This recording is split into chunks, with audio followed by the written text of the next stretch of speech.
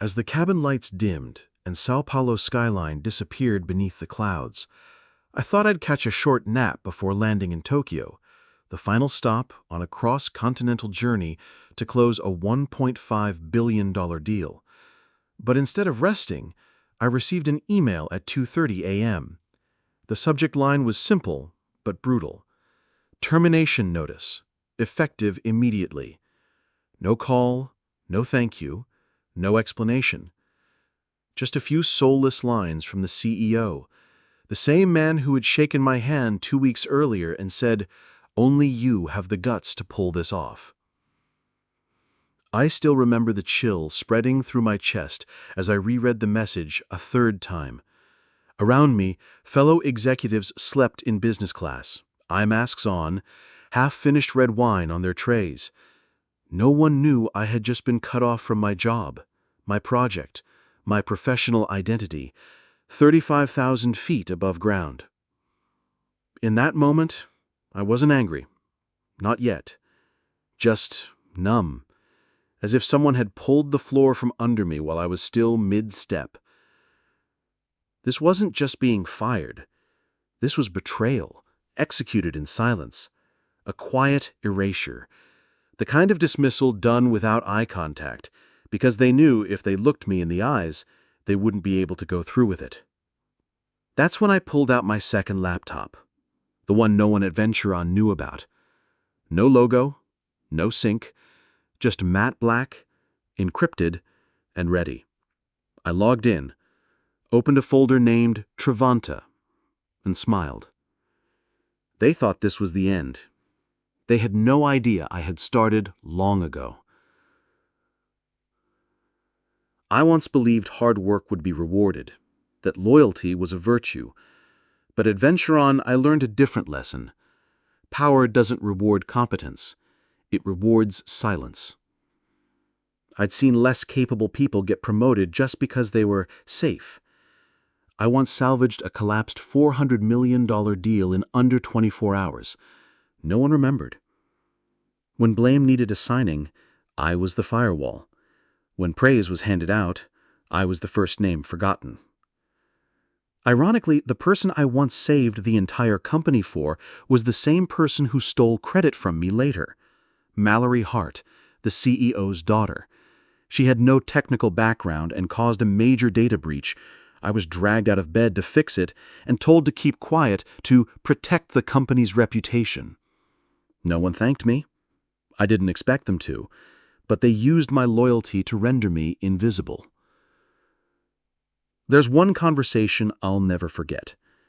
At a boardroom lunch, I overheard, "Marin's brilliant, but when she walks into the room, no guy wants to keep talking." Yeah, not VP material. Too intense, too present. They weren't saying I was weak. They were saying I was too strong. And that didn't fit the seat they had already reserved for someone's daughter. I didn't scream. I didn't storm out. I booked 3 consecutive flights to Tokyo, London, and Sao Paulo. I did my job with brutal professionalism. But quietly, I started something else. Travanta. No PR, no seed round, just a core team. Engineers, lawyers, system architects, people Venturon had discarded. People who didn't need applause, just a space where their work wouldn't be erased from the final title slide. Sometimes you don't need an explosion to know you're in a war. You just look around and realize you're sinking and no one's reaching out.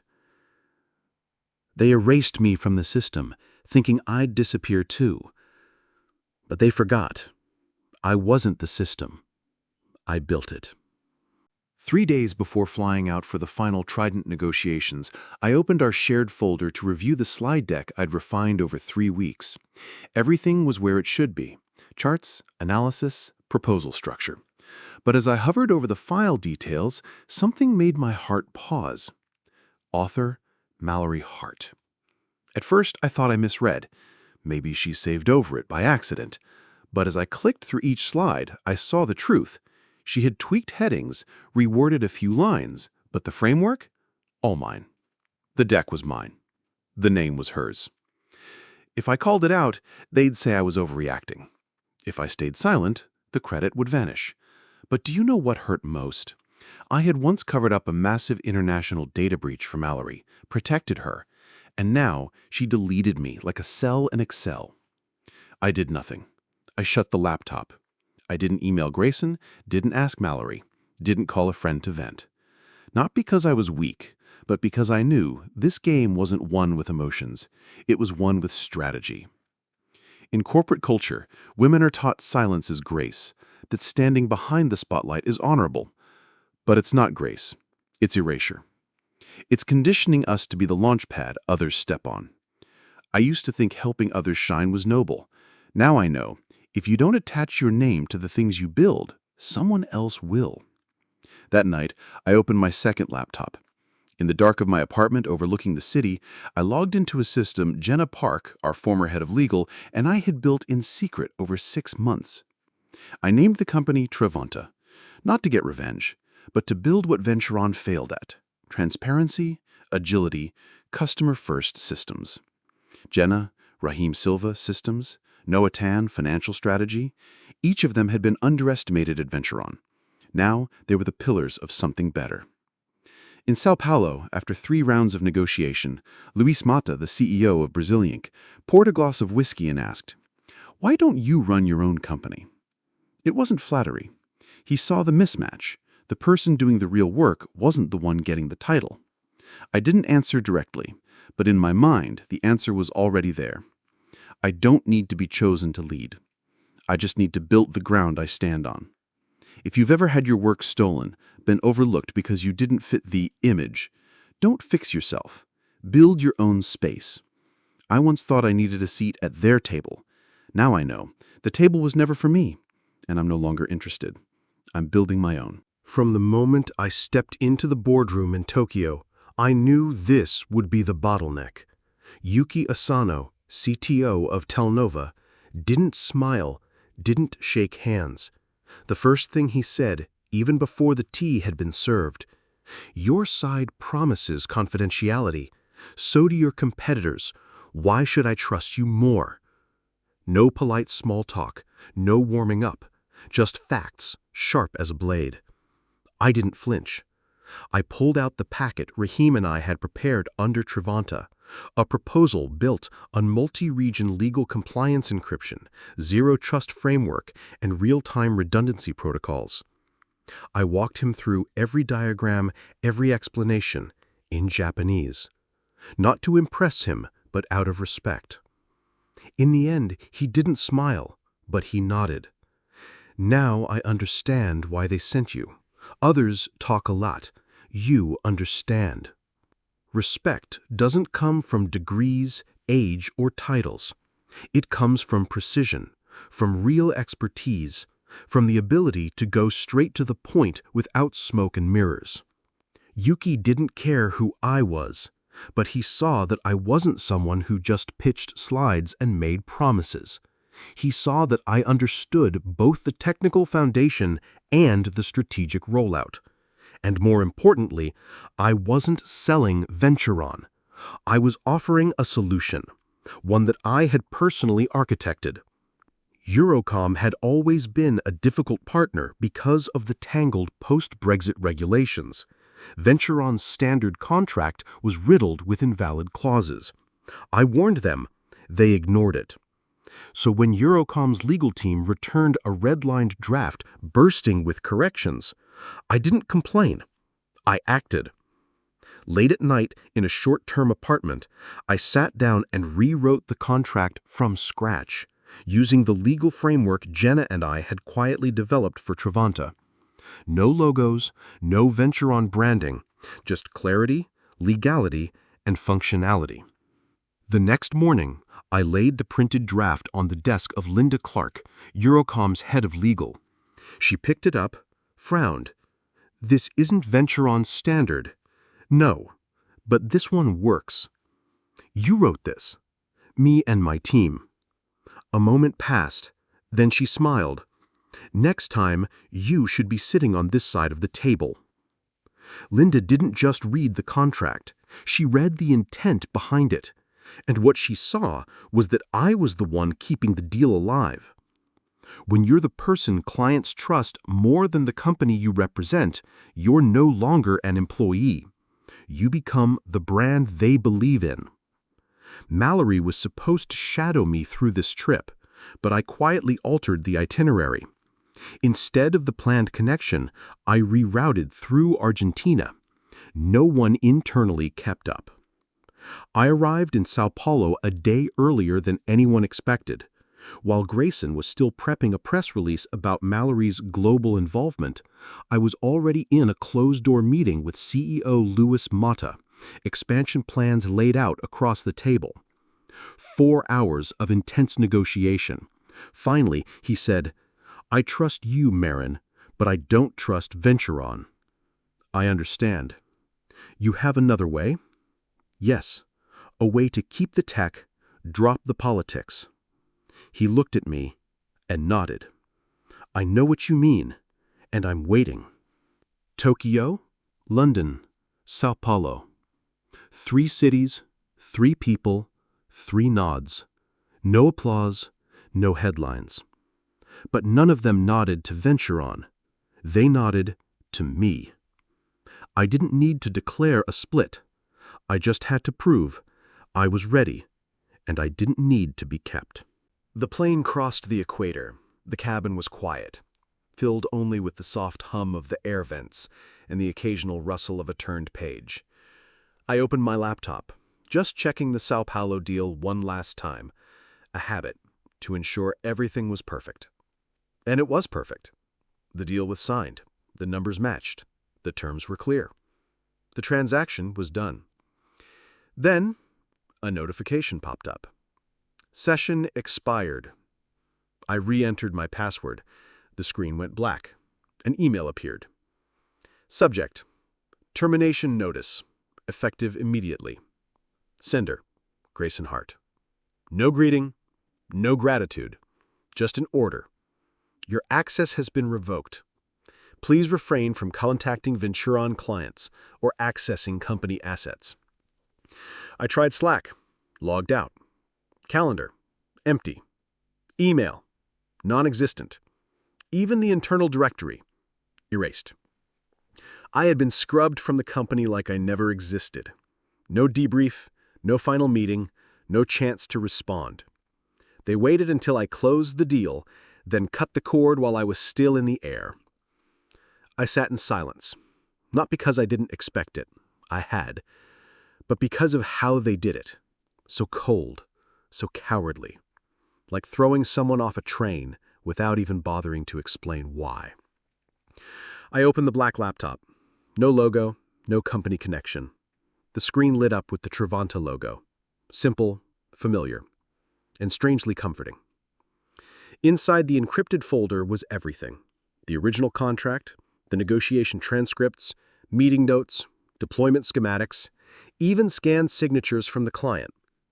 All legal, all pre-approved under what I'd discreetly labeled a cross-border risk contingency. They thought they erased me, but I had already backed up my future.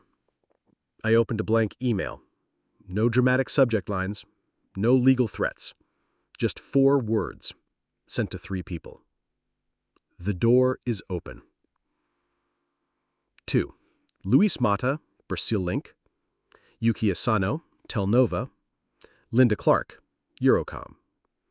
No explanation necessary. They would understand.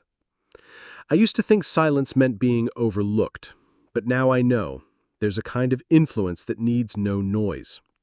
When you're the one actually keeping the wheels turning, when clients trust you, not the brand you represent, you don't have to shout. You just extend your hand, and they'll step toward you. The next morning, I sat in a small riverside hotel. No media, no PR team. Just me, a black coffee, and the new Travanta dashboard. 3 blinking indicators. All 3 clients had logged in. All 3 scheduled private calls. No press statements, no rage tweets. Just quiet movement, but undeniable. Somewhere on the other side, I imagined Grayson checking the Trident data stream and finding nothing new. No client replies, no updates, no one coordinating. At 9:15 a.m., he called Yuki. No answer. 10 o'clock. Linda Clark out of office. 11:30. Luis Mata's assistant responded, he is unavailable to speak with Venturon at this time. No lawsuits, no headlines. No drama. Just silence. But this silence was a sentence. No drum roll, no internal email, no speech. Just a simple press release published at 9:30 a.m. via Trevanta's official communication portal. Trevanta Inc. is pleased to announce a multi-continental strategic partnership with Telnova, Tokyo, Eurocom, London, and Brasilink, São Paulo. Deal value: $1.5 billion over 7 years. Sector: secure modular cloud migration. Media contact: press@trevanta.tech. Signatory: Marin Blake, CEO. By 10 a.m., our inbox had over 70 emails from tech journalists, venture capital firms, former collaborators from Venturon, competitors trying to connect discreetly. At 10:45, TechWatch Global published the first headline: The Silent Takeover. Who's behind Trevanta, the ghost company that just snatched Venturon's top 3 clients? None of them had heard of Trevanta. The website had gone live just 3 days earlier. No founding history, no CEO profile, no mission statement fluff. But one thing stopped them cold: the number. And that made all the difference. I didn't need personal branding. I didn't need a LinkedIn headline that screamed innovator, disruptor, visionary. I let results do the talking. Inside Venturon's headquarters, I knew exactly what was happening. Jenna messaged. Jenna locked herself in the conference room. Grayson's ordering a PR pushback, but no one has the data to respond. I didn't reply. Because honestly, they had nothing to say. I hadn't stolen clients. They walked on their own. I didn't hijack contracts. I had written every clause. And the bitterest truth of all? Venturon no longer represented Trident. I did. That afternoon, I got a voicemail from a number I had blocked.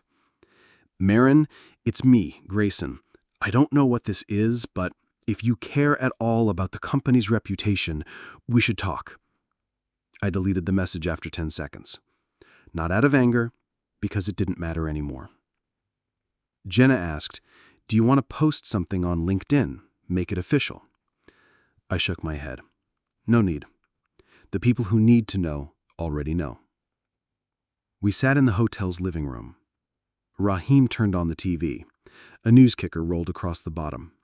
Trevanta seals record deal. Venturon silent. By the end of the day, one analyst called it one of the cleanest power shifts in tech history. No lawsuits, no PR war, but just loss of control. I called it balance restored. That night, I stood at the window. The city buzzed on as usual below. No one knew that a major tech firm had just lost its entire global strategy in 24 hours. And I, the one who took it, hadn't posted a single word. Because I knew. The one who needs to speak up isn't me. It's the result. Room C214, Global Tech Summit, Munich. Grayson stood before the screen, still clinging to the air of a confident CEO. Light gray suit, firm voice, measured tone. He was presenting a new partnership project, Venturon's last shot at salvaging its image after the Trevanta incident. Mallory wasn't there. She had withdrawn quietly, no explanation. Everyone at Venturon knew, but no one said it out loud. I walked into the room at exactly 9:15 a.m. No one opened the door for me. No introduction, no spotlight. But as I walked past the rows of seats, a few heads turned, and then I saw Grayson's eyes. He went pale. I didn't smile. I didn't nod. I simply walked to the table, opened my folder, placed down Travanta's proposal, and said, "Good morning. I'm here representing the other party in this negotiation." Grayson stammered, "This is a closed session, Marin." "No," I replied calmly. "This is a bilateral session. Travanta was invited after the partners discovered that Venturin submitted 2 conflicting proposals." I turned to the partner's CEO, Marek Dvorsky, whom I had met in Prague. He nodded in confirmation. No more words needed.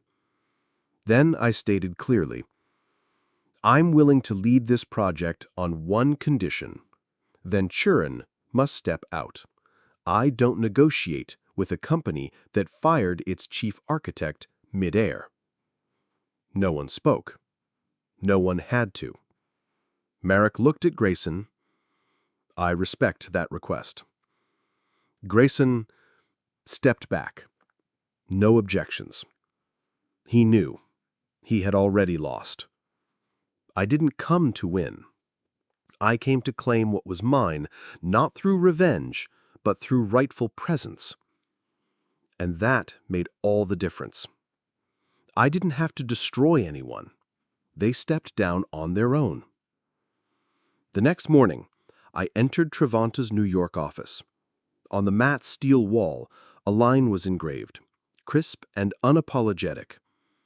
Travanta, founded by Marin Blake. No hidden names, no co-founder, no one else taking credit. My name, fully visible. Linda Clark sat beside me, reviewing Eurocom's rollout strategy. Yuki sent 3 bonsai trees, 1 for each region we'd bridged. Luis Mata joined a Zoom call just to smile and say, "We made the right choice."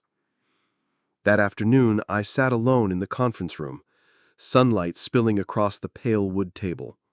I placed my hand on the founder's plaque for the first time, not on behalf of someone else, not writing slides for someone else's spotlight. For the first time, I was present, and I didn't need permission. If you've ever been pushed out of a position you earned, if you've worked yourself to exhaustion only for someone else to take the credit, if your name was erased from something you built with your own sacrifice, remember this: you don't need to scream for revenge. You just need to let the results speak. Marin didn't get revenge. She simply took back what they never thought she'd dare ask for. And she did it with focus, belief in herself, and a silence with purpose. If this story resonated with you, share your thoughts in the comments. If you've ever been underestimated, tell us your story. We're listening. And if you want more stories about people who were cast aside but stepped into the light on their own terms, don't forget to hit subscribe and turn on the notification bell. We're just getting started.